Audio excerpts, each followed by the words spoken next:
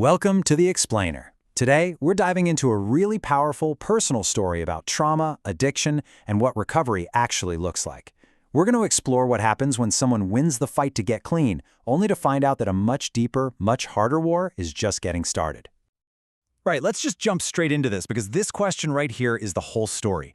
It's a paradox that really messes with everything we think we know about recovery. You know, sobriety is supposed to be the finish line, the end of the pain. But for the man we're talking about today, it's the start of a whole new kind of nightmare. So this story revolves around a man named Adam. And get this, he's 7 months clean from benzodiazepines, which is a huge accomplishment. But instead of feeling free, he's trapped in an existence that he says is just completely unlivable. And you can just feel the desperation in his words, can't you? This isn't just about feeling a little anxious or down. This is a state of constant, non-stop hypervigilance. The peace that sobriety was supposed to bring him, it's just not there. It's been replaced by this relentless chaos inside his own mind. And look, these aren't just psychological things. They are deeply physical. We're talking severe insomnia, uncontrollable sweating, always being on edge, waiting for disaster.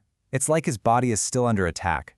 The drugs might be gone, but the imprint of the original threat that made him use them, that is still firing on all cylinders.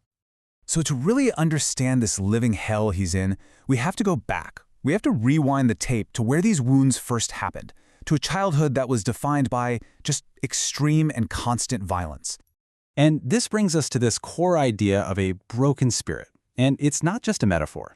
It's presented as the foundational injury, the deep core wound that everything else, all the anxiety, the addiction, the despair, grows out of.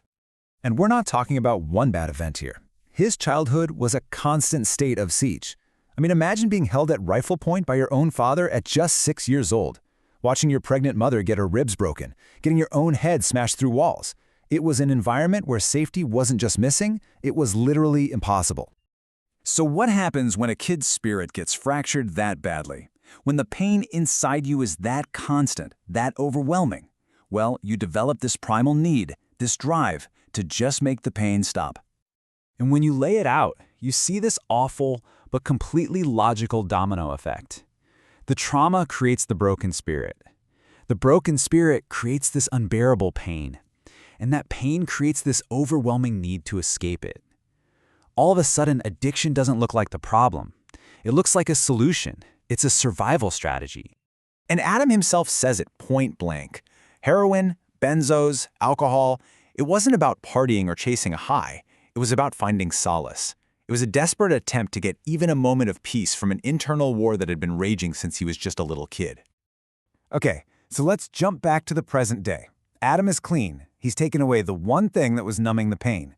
But instead of getting support, he's facing this new, just devastating test. A world that seems to have no room for him, which only makes those original wounds even deeper.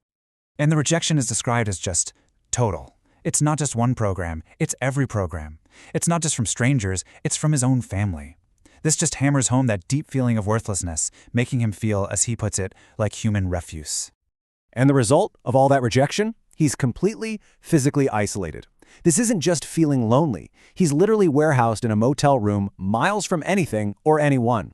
And this kind of isolation, well, it breaks the spirit all the more. It just shatters whatever hope he had left right when he needs it most. You know, this brings us to a really crucial point. The wounds of the past, they aren't just memories or bad feelings, they are physically there. They live inside the body, and they tend to come out when the conscious mind lets its guard down. This is just a brutal story. I mean, injuring yourself this badly while sleepwalking, it's more than just a bad dream. It's his body, exhausted and on high alert, physically acting out the terror of his past. He can't even find a safe place in his own sleep. And there's actually a science to this. Experts on trauma, like Dr. Bessel van der Kolk, explain that trauma isn't just a story we tell ourselves, it physically rewires our brain and our nervous system. It's an imprint that leaves the body stuck in the past, which is exactly what's happening to Adam. So this all leads to the biggest question of all, doesn't it? If getting sober just exposes you to this unbearable pain and then the world turns its back on you, what does it actually take to heal? What's required? And this is where we have to draw a really clear line. Sobriety, just not using, is the essential first step. Of course it is. But it is not the same thing as healing. Healing is the much deeper, much harder work of actually going back and addressing the original trauma, of processing the wounds stored in your body, and of building the safe connections you never had. And that's really the thought to leave you with. Adam's story forces us to completely reframe this whole conversation. It tells us that for the deepest wounds, sobriety isn't the cure. It's just the moment the real, excruciating, and absolutely necessary work of healing can finally begin.